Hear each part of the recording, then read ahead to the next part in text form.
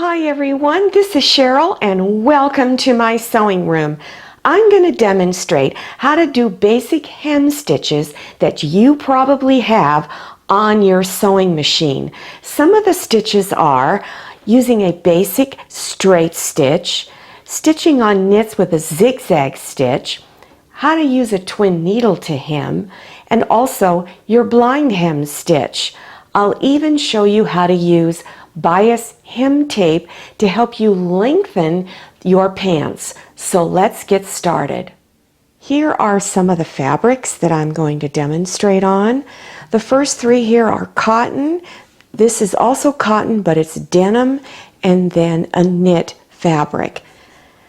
On your raw edges here, I have done an overlock on this particular piece of cotton fabric. So if you have a serger machine or you have overlock stitches on your regular sewing machine, then I suggest you just do that. It's a nice finished edge. And then you would fold it over whatever amount you wanted to, anywhere from 1 inch to 2 inches and maybe more depending on the look. And then select a hemming stitch. Here it is again on this one, but I wanted to show you that it looks really nice if you can use matching thread. For instance, on this black fabric I used white, but I would suggest you use the darkest thread you have, preferably black. And on this one I just did white, but it blends in really nice. If you don't want to do any kind of overlock stitch, then I usually will fold over my bottom raw edge 1/2 inch and press, and then I fold it over again anywhere from 1 inch to 2 inches or more and press again and then select a hem stitch. On denim I would prefer to use an overlock stitch because it really unravels quickly. And then on your knits you can use an overlock stitch, but it's not totally necessary. On the samples I have here, here is the one with the serged edge. I've folded it over and then pressed, then did a straight stitch along the upper edge of that fold over edge. And then if you're using matching thread, you can't see the stitch that well. So if you want to just do a straight stitch, make sure you use matching thread. On this one, I folded the edge over that 1/2 inch, folded it over again and then pressed, stitched along close to that folded edge, and again, if you use matching thread, it's not going to show through to the front. The next stitch is a sewing machine blind hem stitch. Check your user's manual to select the correct presser foot. On mine, I'm on a Baby Lock Crescendo, and my presser foot, this is the back side of it. Sorry, I'm trying to hold my hand still. This is the back of it, and there's this little tiny piece of metal that sticks down. And that little bar is going to go up against one of the folded edges of your fabric. Make sure you also check your user's manual for the correct stitch to use for blind hem. This one here, I've already folded this edge 1/2 inch and then I folded the edge again. I've pinned it along here, but you don't want to place the pin right up against this fold. You want to come down at least 1/4 inch and place your pins. Then take this side and have it against the table and then fold this edge back. And remember that little bar I talked about right underneath here. It's going to go against this folded edge. So place it right on there, and I'm going to move it over just a little bit. And now I'm going to begin to stitch. Keeping that bar, don't look at your needle, just make sure that that little bar underneath is right up against this folded edge. Now this is what it looks like on the underside, And then when you turn it over, this is what it looks like. And if you're using matching thread, you can hardly see it. I'm going to demonstrate a couple of ways to do a hem stitch on stretch knit fabric. Now you have an option, as I said earlier, of serging your edges. You don't necessarily need to do that because stretch knits do not unravel. So whatever method you decide of finishing your edge, fold it over and press. So you want a nice folded edge there because it's going to make stitching much easier. The easiest way to stitch the knit is to use a very small zigzag stitch. And again, I recommend you use matching thread. I'm using dark thread. So Jen, just select a small zigzag stitch and stitch across. Now I'm going to stop it. And when you pull on the fabric, it'll stretch. So when you're stitching a zigzag stitch, do not stretch the fabric as you stitch. One of my favorite ways to do a hem stitch on a knit is to use a twin needle. And you put it in your machine just like any other normal needle. Just make sure that the flat side is facing away from you and you're looking at the curved side of the needle.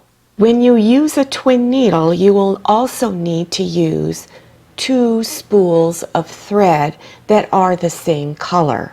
Thread your machine. Normally, I would pull both strands of thread through the machine, threading it, and then each thread would go through a different needle. When you have a twin needle on, make sure that the opening on your throat plate where the needle goes down through has a wide opening.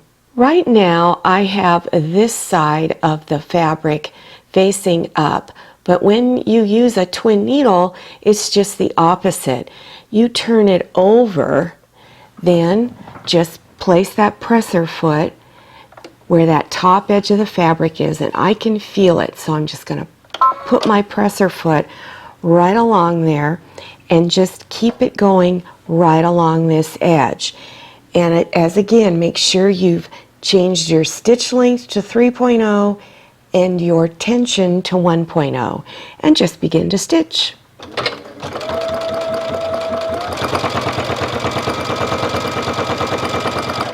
Let me take it out of the machine. And you can see that it will stretch when you're done. And this is what it looks like on the back side. Now I don't have matching thread, so let me show you a sample with one with matching thread on it. Here is a skirt I made that has the twin needle on it with matching thread. So here it is from the front, and then here it is from the back. I'm going to give you a few suggestions on how to shorten a pair of jeans. Always try the pants on first. Place a pin where you want the bottom edge of your pants to land, then add anywhere from a ½ inch to an inch beyond that point to turn under for hemming. So the first example I'm going to show you is you would want to leave an extra 1 inch below your desired hem length. Fold it over once and press, and fold it over again and press. Then stitch along this folded edge right there. This other example is my preferred way because I just like how it looks, is I will serge my edge. Make sure you use the same color as your denim jeans, whether it's a light color or if it's a deep blue indigo color. You want to use matching thread. Fold it over just once a ½ inch and press, and then stitch along the edge here. And this is what both of them look like. They both look nice from the edge, but this one here is easier because it's not as thick and it's real easy to stitch over.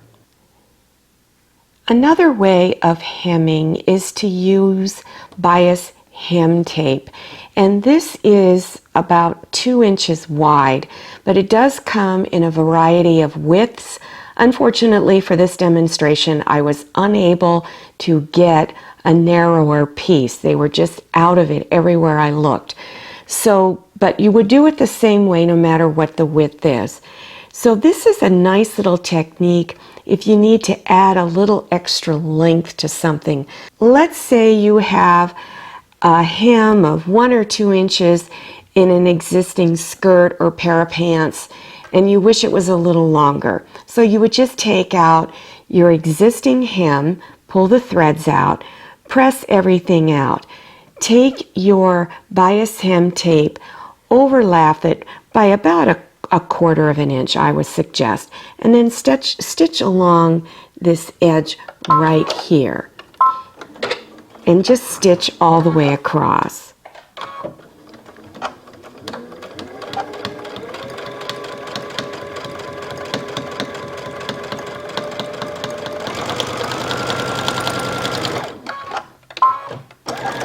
All right, now then decide how much you want to hem it up. Now you're going to have to do it at least possibly a 1/2 inch. So let's say you only wanted to do the 1/2 inch.